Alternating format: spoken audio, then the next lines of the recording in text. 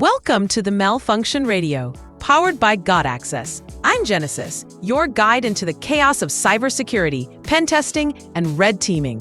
From hacking systems to exposing vulnerabilities, we're here to break things and build them back stronger. If it's not malfunctioning, we're not doing it right. Now, over to your hosts, Adam and Eve, for today's breakdown.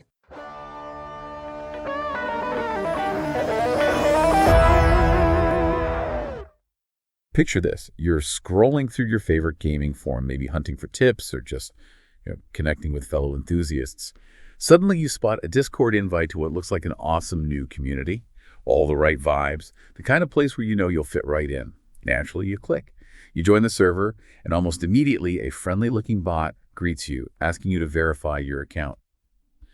Standard procedure, right? We see this everywhere. Social media, online banking. You click verify, follow a few seemingly simple steps, and then, in a blink, boom, your cryptocurrency disappears faster than your gaming skills after a month-long break. Just gone. Poof. Welcome to a deep dive into what we're calling the Discord trap, where the very trust you place in digital communities is, well, meticulously weaponized against you. Today we're going to unpack some truly eye-opening recent research from Checkpoint that exposed a sophisticated campaign actually turning Discord's own infrastructure into an attacker's playground. We'll explore in detail how cybercriminals are hijacking expired invite links, cleverly redirecting unsuspecting users like you to malicious servers, and then, with alarming precision, tricking them into installing powerful, custom-tailored malware designed to steal your most valuable digital assets. Our mission is to pull back the curtain on this entire operation. What's truly fascinating here isn't just that these attacks happen because, unfortunately, cyber attacks are, well, they're a daily headline, but it's how they're engineered with such incredible precision. This isn't your garden variety phishing scam, no. It's a masterful blend of social engineering, subtly exploiting human trust, combined with surprisingly advanced technical exploits that leverage the platform's very design. Our mission today is to dissect this entire attack chain, from that initial seemingly harmless lure all the way through to the final payload delivery and the devastating data theft. We'll make sure you understand every single mechanic at play and, crucially, why it matters so much for your digital safety. It's a stark reminder that even platforms we use every day, those we implicitly trust, can harbor incredibly sophisticated threats, especially when targeting high-value assets like cryptocurrency. So, what does this all mean for you? Whether you're prepping for a crucial meeting where cybersecurity trends are on the agenda, or maybe catching up on the latest in information security, or maybe you're just insanely curious about how these digital traps are set, this deep dive is your shortcut to being genuinely well-informed. You'll gain a fascinating behind-the-scenes look at how attackers leverage both our inherent trust in platforms and the intricate mechanics of those very systems. And perhaps most importantly, you'll understand why your crypto wallet might not be as safe as you thought it was. Let's unravel this web together. Okay, let's unpack this a bit more. Discord has really become the go-to platform for millions of people around the world. It's not just for gamers anymore. It's a vibrant hub for communities of all kinds, for businesses collaborating, for friends staying connected. It's, a place where digital communication thrives. Absolutely. It's a real cornerstone of online interaction. But here's the unsettling truth. Its very popularity, its widespread adoption, and the specific way its invite system works have, ironically, created a perfect storm for exploitation. It's like building a beautiful, bustling city, but unknowingly leaving a few back alleys unguarded for the opportunistic. That analogy of unguarded back alleys is spot on, actually, and it brings us to a crucial point. What's fascinating here is precisely how malicious actors manage to orchestrate such sophisticated attacks by leveraging the fundamental features of the platform itself. We're not talking about obscure, hidden bugs that only a few elite hackers can find. Nope. Instead, it's about a clever, almost ingenious abuse of how Discord's invite system was designed to function in the first place. They're taking what Discord meant to be a tool for connection and turning it into a mechanism for widespread compromise. So they're exploiting the rules, not necessarily breaking them. Exactly. It's a truly sophisticated form of reverse engineering user trust, where the system's design elements become the weak points. Before we dive into the nitty-gritty of these exploits, we really need to understand the mechanics of Discord's invite system. Because once you grasp how the legitimate system works, the way attackers manipulate it becomes much clearer, right? Absolutely. Knowing the baseline is key. Discord primarily offers 3 types of invite links, each with its own quirks and, as we'll see, its own unique vulnerabilities that attackers can pounce on. First up, we have temporary links. These are your everyday, run-of-the-mill invites. By default, when you create an invite for a server, Discord generates one of these unless you specifically tell it otherwise. You can set them to expire after a certain period, 30 minutes, 1 hour, 6 hours, 12 hours, 1 day, or the standard 7-day duration. Pretty flexible. Yeah, they're designed for quick, transient access, perfect for inviting a friend for a quick chat, but maybe not for a permanent community. An example might look something like https://discord.ggw6ce9yru, short, sweet, and usually fleeting. Then, if you want something more lasting, something truly enduring for your community, you choose to create permanent invite links. You do this by selecting expire after, never during the creation process. Simple enough. These permanent codes are a bit longer, consisting of 10 randomly generated alphanumeric characters, mixing uppercase letters, lowercase letters, and numbers. So designed for longevity. Exactly. For communities that want a stable, unchanging entry point. For instance, you might see one like https://discord.glng8diosstp, designed to stick around forever. Or so it seems. Okay, here's where it gets really interesting and, frankly, potentially dangerous. Custom vanity links. Only Discord servers that have achieved level 3 boost status can create these. This is a premium feature, a perk for highly engaged communities. Right, so not every server has this. Correct. Server administrators get to handpick their invite codes, like choosing a custom URL for a website, provided, of course, that nobody else has claimed them first. These codes have a specific format. They only use lowercase letters, numbers, and dashes. If you try to input an uppercase letter, Discord automatically converts it to lowercase. That's important. Each server only gets one custom vanity link. And here's the kicker, the part that opens up a critical vulnerability. If a server loses its boost status for whatever reason, maybe they stop paying or engagement drops. They immediately lose their custom vanity link. Exactly. It goes back on the market free for the taking. That kicker you just mentioned is absolutely central to this entire attack, and it reveals a critical flaw. When a server loses its boost status, that premium vanity link isn't just deactivated, it's put back on the open market almost instantly. This creates a golden, time-sensitive opportunity for attackers to snatch it up. Wow, almost instantly. Yeah. What's fascinating here is how these carefully chosen, once permanent codes don't just disappear into the ether. They become, as we say in the cybersecurity world, fair game. They're reclaimed by Discord's system and are suddenly available for any boosted server to register. It's this brief window that attackers are so good at exploiting. So how exactly do attackers weaponize these links? Is it purely about speed, just grabbing it the second it's available? Or is there more strategy to it? That's a crucial distinction. It's not just about speed. It's a sophisticated dance between expiration and re-registration, like you said. But the insidious strategy comes down to a deep, almost intimate understanding of Discord's backend, not just for reclaiming, but for anticipating user behavior.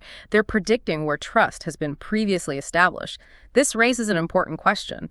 What exactly happens when one of those permanent-looking links expires, or when a server loses its boost status? Those codes don't just vanish. They're put back into a pool, and critically, any boosted server can then snatch them up as a custom vanity link. Even worse, if a legitimate server loses its boost status, perhaps someone forgot to renew their premium subscription, that custom vanity link goes back on the market faster than concert tickets for a sold-out show. The real danger here is profound because it utterly weaponizes trust. It's quite clever, actually. Imagine this scenario. You click on a previously trusted invite link, maybe one you bookmarked years ago or found it on an old forum post, or perhaps even in a public archive somewhere. You genuinely think you're going to a legitimate, established community. You trust that link. But what's actually happening is that you're being funneled into an attacker's malicious server, completely unbeknownst to you. That hard-earned trust in the original link is now being used as a weapon against you. And the key insight here is that attackers aren't just looking for broken systems. They're exploiting subtle nuances in how legitimate features are processed. They turn seemingly minor details into major vulnerabilities. Let's consider a specific scenario. Case 1. A temporary invite containing only lowercase and numbers. Picture a legitimate server sharing an invite link, like https://discord.ggcraft89x. Since this code uses only lowercase letters and digits, it's actually protected from vanity registration while it's active. That's good. Right, while it's active. But the moment this invite expires or is manually deleted, it's open season. Attackers who have been diligently monitoring popular invite codes can immediately claim Craft89x as their vanity invite on a malicious boosted server they control. Gotcha. From that moment forward, anyone using that trusted familiar code gets a one-way ticket straight into the attacker's domain. Now for a trickier example, case 2, a temporary invite mixing uppercase and lowercase. This one really highlights the nuances. Let's say we have https://discord.gg gamehub for you. This invite contains uppercase letters, and this seemingly innocent detail creates an interesting loophole. What's fascinating here is that attackers can actually register the lowercase version gamehub for you as a vanity invite, even while the original mixed case invite remains active. Whoa, okay. How does that work? That's a crucial point you just highlighted about case sensitivity.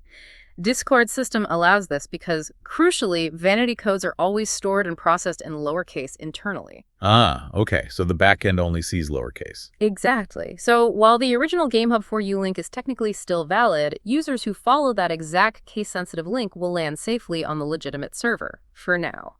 However, once that original GameHub for You link expires, anyone clicking that same trusted link then gets automatically redirected to the attacker's server, which has already claimed and now controls the lowercase vanity version GameHub for You. So the old link suddenly points somewhere new and dangerous.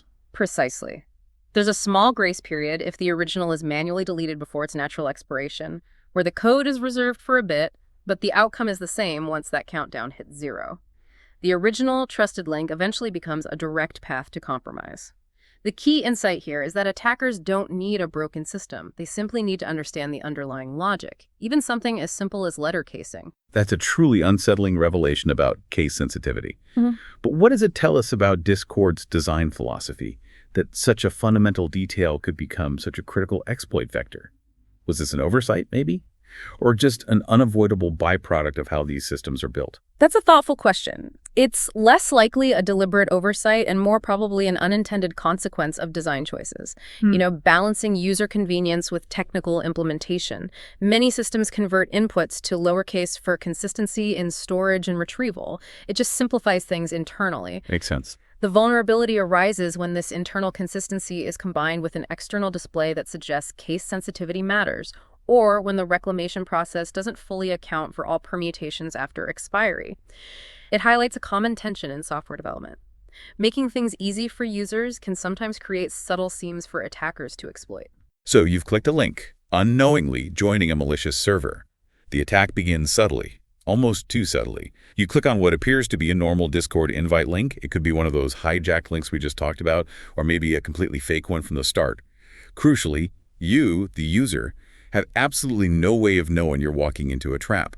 The environment feels familiar, secure, and utterly benign. Yeah, the effectiveness of this initial stage hinges entirely on the indistinguishability of the malicious server from a legitimate one. This is pure social engineering at play, meticulously leveraging learned user behaviors. We, as users, have been conditioned to trust Discord invites, to follow verification steps, and to expect certain interaction patterns. We do it all the time. Exactly. Attackers exploit these deeply ingrained habits to make their trap seem like a normal part of the user experience. The key insight here is how deeply attackers understand human psychology, using our expectations against us. Once you're inside this malicious server, you're greeted by a Discord bot. In this particular campaign, it went by the name SafeBot. Sounds trustworthy, right? Deceptively so. The server appears locked down, all channels restricted, creating a sense of urgency. The bot politely explains that you need to verify your account to access anything. The channels, the community, the content, it's all behind a verification wall. It feels absolutely necessary, entirely legitimate. You're not getting anything until you verify. This is a classic tactic used to establish a strong sense of urgency and necessity, a subtle form of digital coercion. It expertly guides the user to perform specific actions under the compelling guise of security. By presenting the verification as a prerequisite for access, the attackers manipulate the user's perception, making the next step seem like a mandatory, trusted procedure rather than a malicious one. Right. You want to get in, so you follow this step. Precisely. It taps into our desire for access and our willingness to follow instructions from what appears to be an official source. The critical insight is how they create a believable narrative to disarm your skepticism. Okay, so you click that innocent-looking verify button. That's when things really start going sideways, fast. The bot first asks for authorization to access your Discord account. This isn't just a simple click, it's a critical step. It gives the bot access to your profile information, your username, your avatar, your banner image. All that public-facing info becomes available. Then, it redirects your browser to an external website, in this campaign, one named captchaguard.me. Sounds legit, right? CaptchaGuard. Yeah, sounds plausible. Behind the scenes, Discord kicks off its standard OAuth 2 authentication process. Now, for those unfamiliar, OAuth 2 is a common industry standard. It's basically how apps get permission to access your stuff on other sites without needing your password, like log in with Google or log in with Facebook. Exactly. Here, it generates a one-time code embedded in a URL that looks something like https://captchaguard.me-pass.code, followed by a long string of characters. The malicious site then uses this code to pull your Discord username and server details directly from Discord's legitimate servers. And this entire process is meticulously designed to look utterly convincing. The next page you see is often a near-perfect replica of Discord's interface, complete with a prominent verify button sitting right in the center, and maybe a trustworthy green shield logo prominently displayed. Oh yeah, the green shield, classic trust signal. Exactly. At this point, most users would have absolutely no reason to suspect anything. They've followed what appears to be a standard, secure authentication flow, complete with official-looking redirects and familiar branding. The trust established earlier is now fully exploited. The cunning here is in mimicking legitimate security practices so perfectly that your natural defenses are lowered. Here's where the attack truly turns insidious. What security researchers have aptly termed a clickfix attack. Imagine being told to hit confirm on a harmless web form, but secretly, that click silently copies a dangerous program onto your computer's virtual clipboard. You don't see it, you don't feel it, it's just there, a hidden trap waiting for your next move. Yeah. That's the chilling precision of this stage. Clicking that verify button doesn't verify you in any legitimate sense. Instead, it executes hidden JavaScript code that secretly copies a malicious PowerShell command to your computer's clipboard. The site then displays step-by-step, seemingly helpful instructions. You're told to open Windows Run Dialog Docs, that's by pressing the Windows key plus R, and then paste in the verification string. This verification string, of course, is the malicious PowerShell command that was just copied to your clipboard. This is a critical piece of psychological manipulation. The user is actively participating in their own compromise. Without even realizing it. Exactly. Believing they are securing their account when they are, in fact, installing malware. The instructions appear perfectly legitimate within the context of a verification process. They're following what they perceive to be official steps, directly leading to the execution of the attacker's code. This direct user interaction, guided by deception, is what makes the clickfix attack so devastatingly effective. The key insight is how attackers cleverly use a seemingly benign action pasting into the run dialog to trigger a full-blown system compromise. And once you paste that seemingly innocuous PowerShell command and hit enter, it triggers a multi-stage infection process. It's not just one thing. First, it downloads a script hosted on Pastebin, a legitimate code-sharing site often used by developers. Blending in again. Right. This initial script then retrieves and executes a first-stage downloader. And finally, this downloader fetches the real malware payloads, asyncrat and skuld stealer from remote servers, and stealthily installs them onto your system. It's a carefully orchestrated cascade of malicious events designed for maximum impact. And this isn't a generic attack. It's a surgical strike specifically designed to maximize financial damage against cryptocurrency users. It's a highly targeted, multi-weapon approach. For instance, asyncrat is a sophisticated remote access Trojan, or RA. Think of a RS as giving the attacker a secret remote control panel for your computer. Full control? Pretty much, yeah. Allowing them to do virtually anything they want, monitor your activity, steal files, even use your webcam. It uses a clever technique called a dead drop resolver to access its command and control server, often by reading seemingly innocuous files from a public site like pastebin, making it incredibly stealthy. Then there's Skuld Stealer, which in this campaign was downloaded from Bitbucket, another legitimate code hosting site. Skuld is specifically designed to target sensitive data from a wide array of sources. Your Discord accounts, your web browsers, critically, your crypto wallets. The main prize for these guys, probably. Definitely. And even gaming platforms. Its particularly dangerous wallet injection technique involves replacing legitimate crypto wallet application files with Trojanized versions that are downloaded from GitHub. This allows it to harvest crucial seed phrases and passwords from popular wallets like Exodus and Atomic, giving attackers direct, unfettered access to your digital assets. Wow, replacing the actual application files, that's bold. Very bold and very effective. The critical insight here is how deeply it integrates into your system, becoming almost indistinguishable from a legitimate application. And to compound the threat, the attackers also employ a modified version of an open-source tool called chromekatz. This specialized tool is capable of bypassing Chrome's app-bound encryption protections, enabling the malware to steal data that would normally be considered secure and inaccessible, like your browser cookies and saved passwords. So even the browser's own security isn't enough here. Once all your precious information, your sessions, your credentials, your crypto wallet details is collected by these tools, it gets sent back to the attackers. And how do they exfiltrate this data? Through Discord webhooks, essentially using Discord's own infrastructure against its users. The irony is just thick. It's a bitter irony, turning the platform's own communication channels into data theft conduits. This entire campaign is built on leveraging trusted cloud services like GitHub, Bitbucket, Pastebin, and Discord itself for payload delivery and data exfiltration. This strategy helps attackers blend in with normal network traffic, making their malicious activities incredibly difficult to detect using traditional security measures. Right. This highlights an important question for defenders.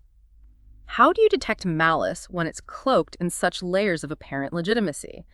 The key insight is that the bad guys are increasingly living off the land, using tools and platforms you already trust, making them nearly invisible to standard defenses. The sheer sophistication of this multi-stage attack, combined with its laser focus on crypto wallets, strongly suggests that these are not random opportunistic hackers. These are organized cybercriminals with clear, significant financial motivations. Absolutely. This takes resources and planning.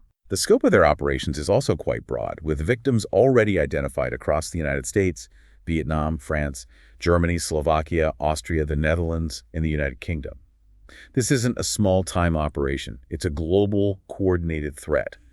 You just heard how this attack unfolds in the wild, the devastating impact it can have on unsuspecting users. Now let's pull back the curtain and explore how security researchers, like those at Check Point, cook up this attack methodology in a controlled lab environment. This isn't about enabling attackers. It's about meticulously understanding every single component, every step, to develop more effective defenses. Right, you have to understand it to fight it. This is where we truly get to see the intense, strategic cat-and-mouse game between attackers and defenders play out, iterating and adapting at every turn. That's precisely right, and this raises an important call for defenders. How do you build something this complex? How do you ensure maximum stealth and persistence, especially when modern operating systems have sophisticated built-in defenses like Windows Defender? It's a constant battle of innovation and counter-innovation, where even the smallest details in implementation can determine success or failure for either side. A real arms race. Exactly. Understanding the attacker's strategic choices in these detailed steps is what truly informs our defensive measures. The first crucial step in replicating this attack is setting up the infrastructure, specifically creating the malicious Discord bot, just like SafeBot in the real-world campaign. This involves a few key pieces.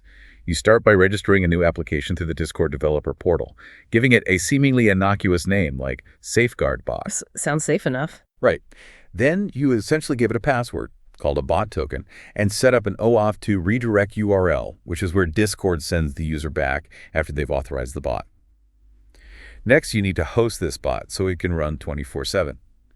Researchers often use services like Replit, as was done for this demo, leveraging its free tier.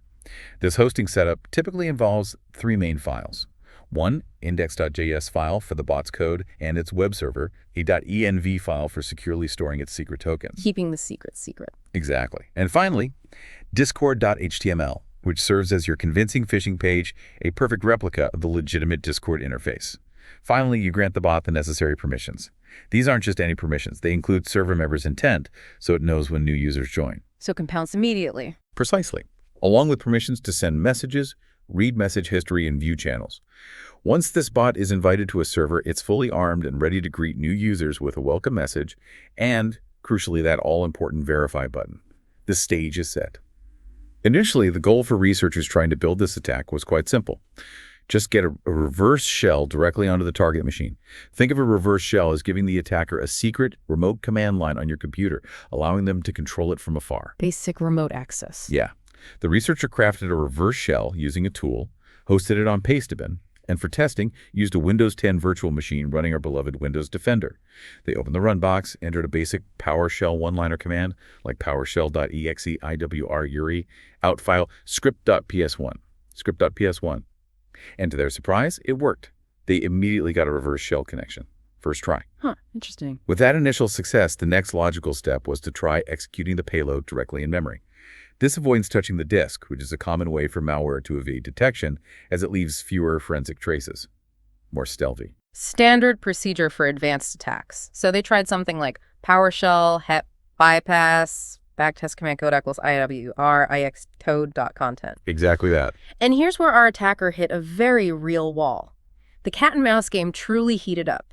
Despite that earlier success with the file-based execution, Windows Defender immediately blocked this in-memory execution attempt. POW. Shut down. Oh, okay, so Defender was wise to that trick. It was. This was a clear message. Modern antivirus isn't easily fooled by common tricks anymore.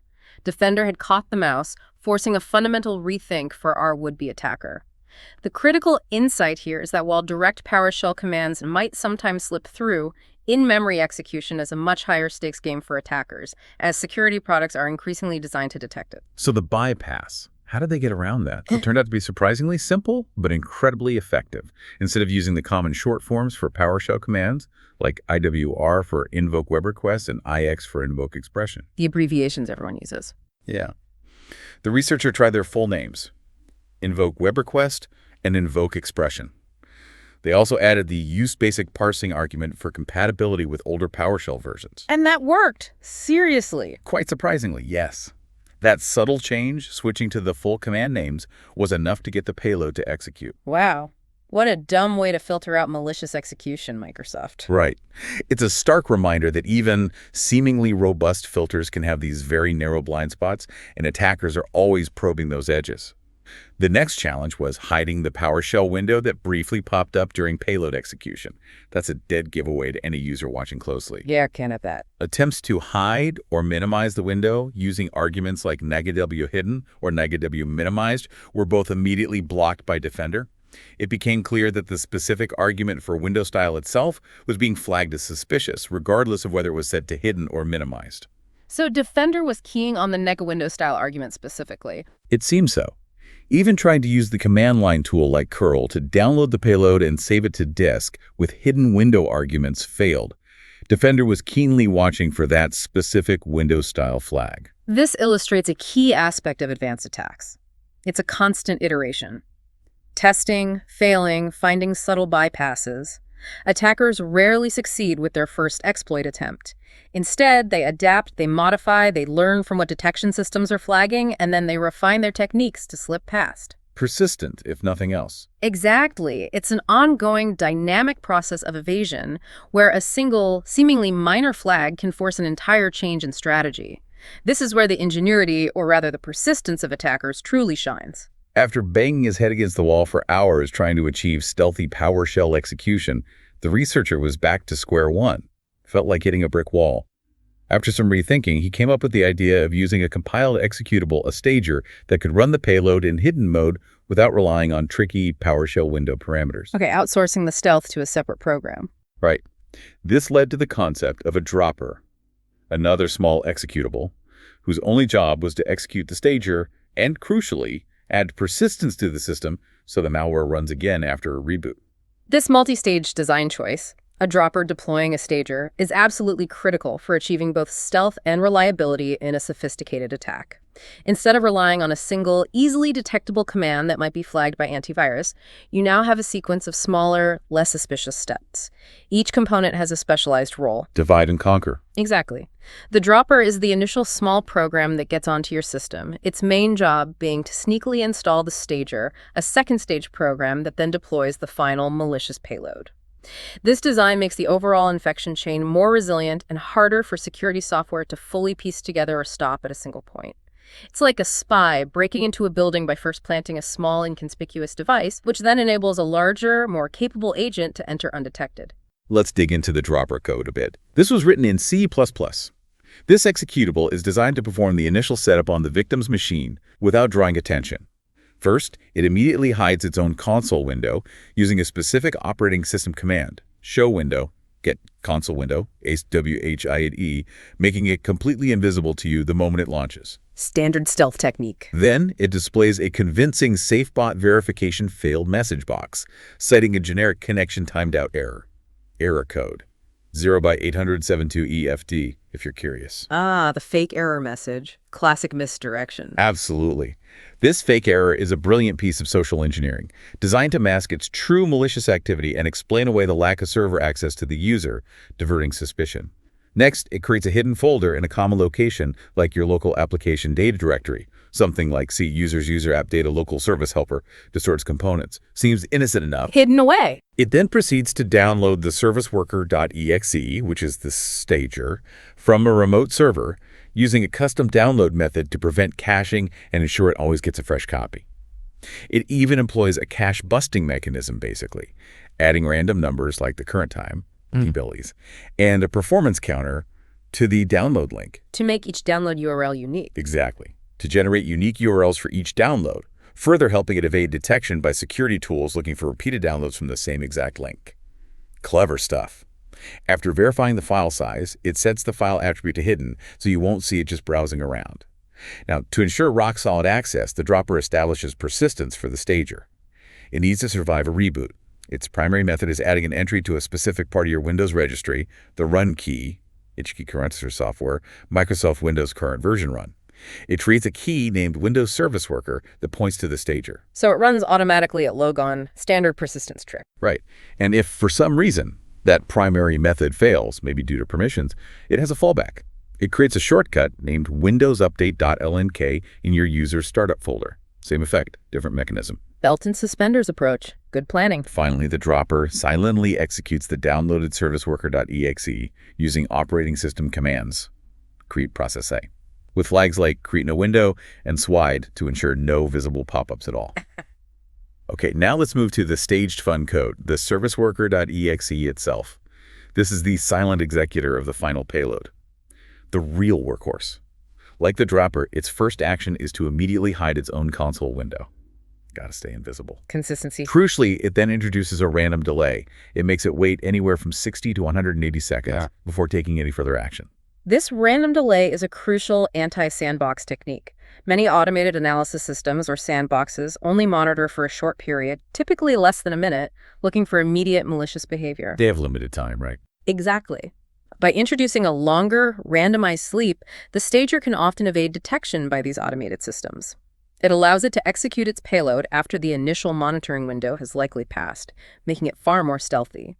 It's like a digital stealth mode button, designed to fool automated security systems. After its nap, the stager downloads the final PowerShell reverse shell payload, again from pastebin, but this time it uses the WinHTTP API. Which is a legitimate Windows component for making network requests. Right, so it helps blend in with normal network traffic, making its network activity look less suspicious than, say, raw socket connections.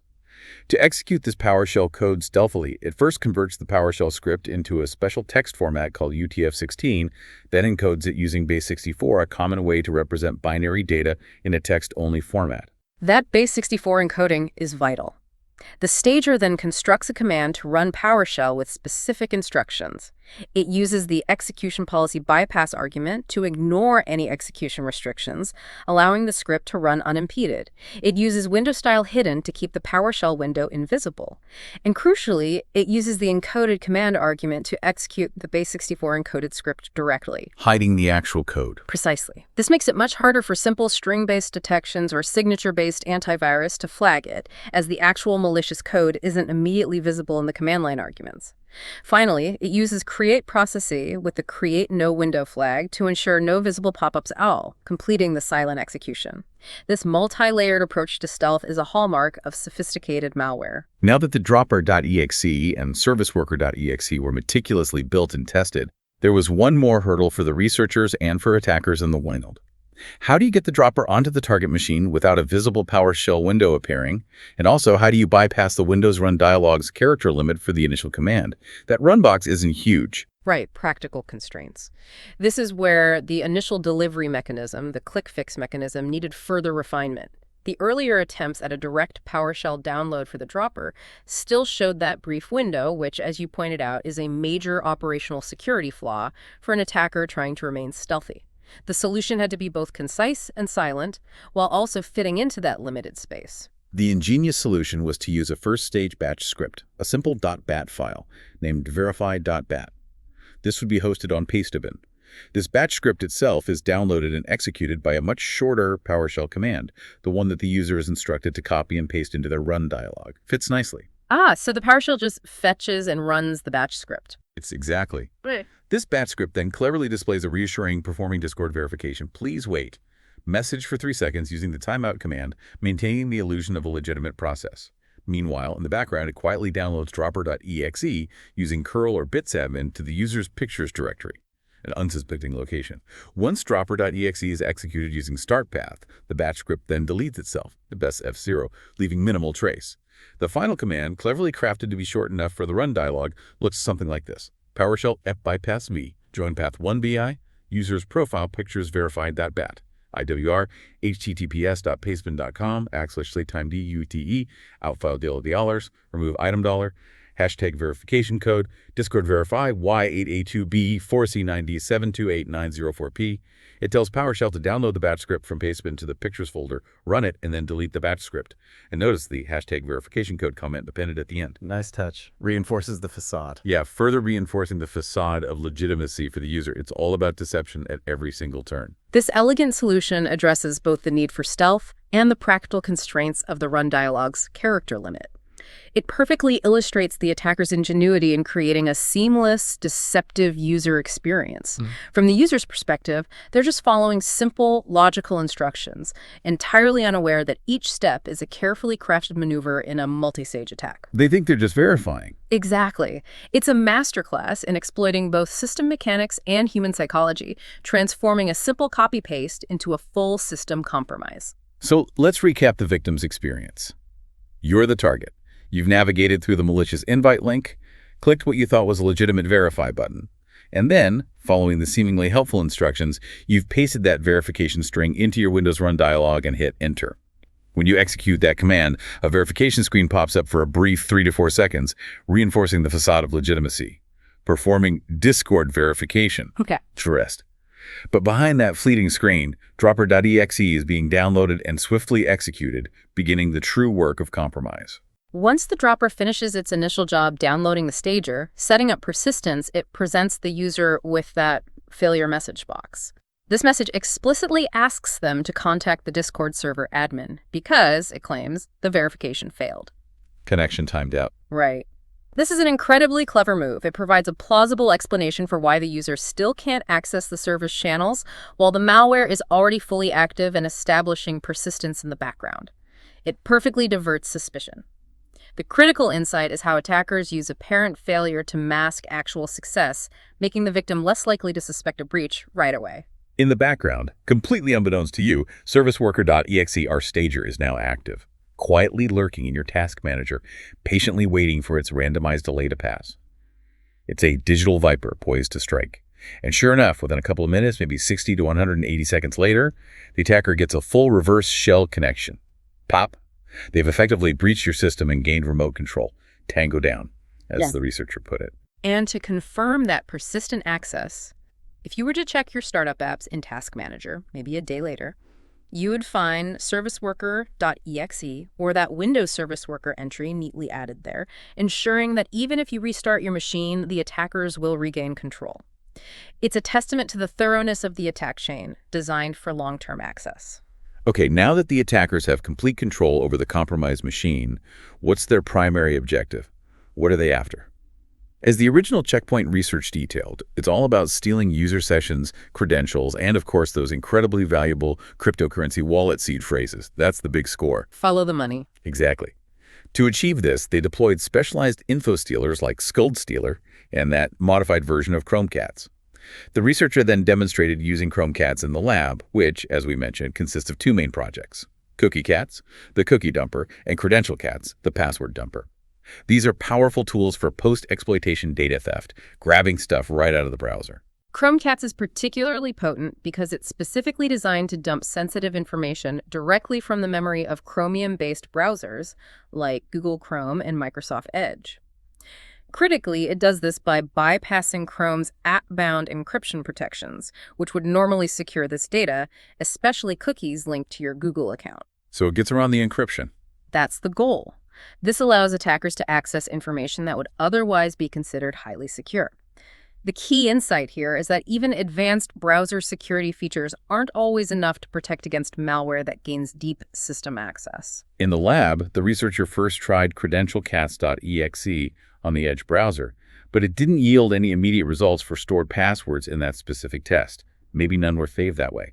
However, cookiecats.exe was a successful hit. It managed to dump a treasure trove of cookies, including the target's active Discord session cookies, directly from the browser's memory. Bingo. Session cookies.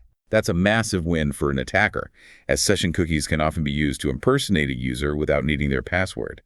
So with those Discord session cookies in hand, the natural next step for an attacker is what's known as a pass-the-cookie attack. Essentially, injecting the captured cookies into their own browser to bypass the login process entirely. You'd expect to just be logged in as the victim. The holy grail of account takeover sometimes. The researcher tried this. They opened Discord in their own browser, then opened the developer tools, F12. They noticed Discord's console displayed a prominent warning. Stop. This is a self-bot. Or something similar. That's actually good, Discord trying to warn users. Yeah, trying to prevent people pasting malicious code in there. Ignoring the warning, they cleared any existing cookies for discord.com and painstakingly added each captured cookie one by one: name, value, domain, path. The whole deal. Expecting to instantly log in without a password, they refreshed the page. Drumroll. But instead, Discord simply redirected them back to the login page, displaying an error message stating that the session was rejected and was not validated server-side. Ooh, rejected. Interesting. It didn't work. Complete failure. This is a truly crucial learning moment for both attackers and defenders, and honestly, quite reassuring from a defense perspective.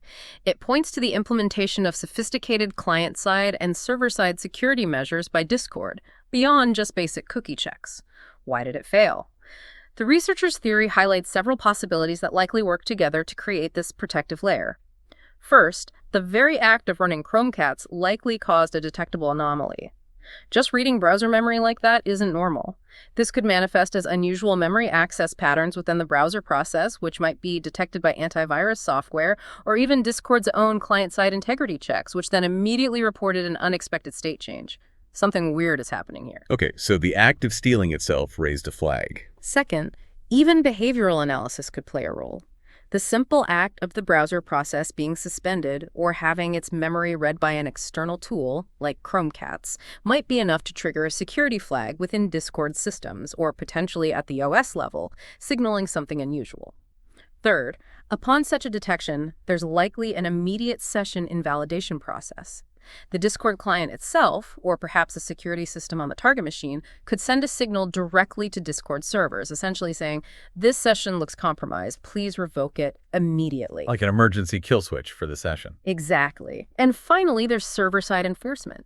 Discord servers would then nullify those specific session tokens in their database. From that moment on, those cookies, no matter how perfectly copied, become useless pieces of data. They're invalidated.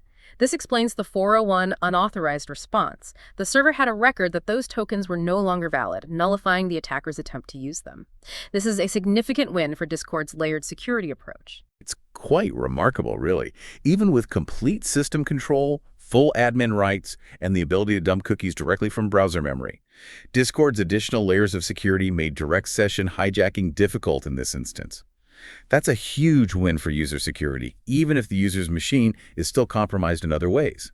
It forces attackers to work even harder, maybe needing to capture credentials directly or use other methods. Absolutely. And if we connect this to the bigger picture, particularly for attackers looking to make their operations more robust and less detectable, there are several OPSC operational security considerations that they would need to implement.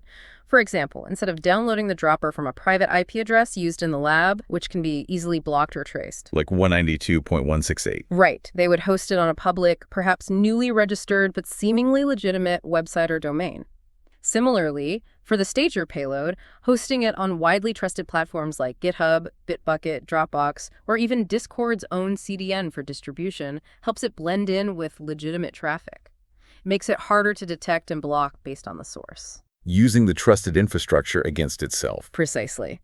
Additionally, instead of relying on a relatively simple PowerShell-based reverse shell payload, which can be somewhat limited and potentially easier to detect behaviorally, a full-featured remote access Trojan, RAT, like asyncrat, as seen in the Wild campaign, would be preferred.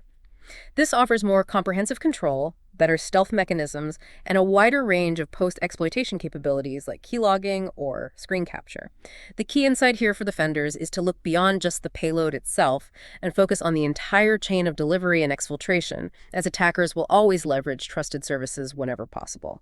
Despite the specific challenge of re-injecting those Discord cookies and achieving a direct session bypass in the lab test, the overall replication was successful. The lab successfully mirrored a full attack chain currently active in the wild. This included a complete clickfix delivery method using malicious Discord bots and a convincing phishing page. Check. A multi-stage payload delivery system using a dropper and stager. Check. Successful bypasses of Windows Defender using those PowerShell tricks. Check. And the effective dumping of cookies directly from browser memory using chromekatz. Check. It truly exposed the full methodology from beginning to end, showing how it works step by step. Yeah, this deep dive has shown with pretty chilling clarity how Discord's invite system, a tool fundamentally designed for connection and community, can be turned into a potent weapon against its own users. The combination of social engineering mastery and technical precision, validated through meticulous laboratory reproduction, reveals a complete methodology that can be devastatingly effective. It serves as a stark reminder that every expired Discord invite link floating around on the internet potentially represents a dormant attack vector, patiently waiting to be weaponized by sophisticated actors. So what does this all mean for your digital life and the broader landscape of cybersecurity? Where do we go from here? The defensive implications are profoundly significant. Traditional endpoint protection, like what we saw Windows Defender struggle with against the multi-stage PowerShell bypasses, often fails against attacks that cleverly leverage trusted infrastructure for every stage of execution. It's a real challenge. This campaign highlights a critical need for security teams, and indeed you as an informed user, to fundamentally rethink detection strategies. We can no longer solely rely on traditional signature-based methods or simple command line filters when legitimate cloud services become the primary attack vector for delivering malware and exfiltrating data. We need more behavioral analysis, more context. And this raises that important question again. Why are these attacks so incredibly successful? Why do people fall for them? At its core, the human element remains the weakest link in the security chain. It often comes back to that. These sophisticated attacks succeed because they expertly exploit our deeply ingrained, learned behaviors around Discord invites and verification processes. Things we do every day without thinking. Exactly. We've been conditioned by legitimate services to follow precisely these kinds of patterns. Click a link, verify, enter a guide, maybe paste something. This conditioning makes the malicious versions nearly indistinguishable from authentic requests, eroding our ability to spot the deception until it's far too late. This deep dive into Discord's underbelly really reveals the rapidly evolving nature of modern cybercrime. It is sophisticated, it's highly targeted, and especially towards cryptocurrency users, it's deeply financially motivated. It forces us to ask a crucial, maybe unsettling question. If the platforms we trust the most can be so ingeniously turned against us, and if our own learned behaviors, the things that make using the internet easy, are paradoxically our greatest vulnerability, what new forms of digital deception are already waiting in the shadows, disguised as everyday interactions? How do you verify what's truly verifiable in a world of ever-advancing digital disguise? Thank you for tuning into the Malfunction Radio powered by God Access. That was a great breakdown from Adam and Eve. It's been a pleasure guiding you through today's deep dive into the world of cybersecurity and red teaming. Remember, if it's not malfunctioning, we're not doing it right. Stay curious, stay secure, and we'll catch you in the next episode. Bye!